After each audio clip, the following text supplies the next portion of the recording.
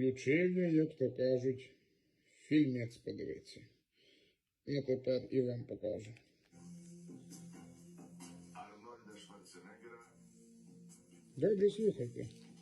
у фільмі Я вже бігу. Від ковіду, від війни, від усього. «Людина, що біжить». Зараз оце послухайте. То саме цікаве. 2017 року світова економіка зазнала краху. Запаси їжі, природних ресурсів та нафти обмежені. Поліційна держава, поділена на воєнізовані зони, править залізною рукою.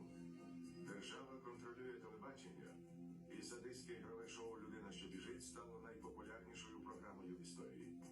Мистецтво, музика і засоби зв'язку підлягають цензурі. Інакодумство не допускається, проте в підпіллі вижив рух опору.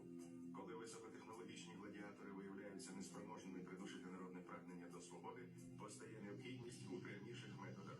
Та й таке.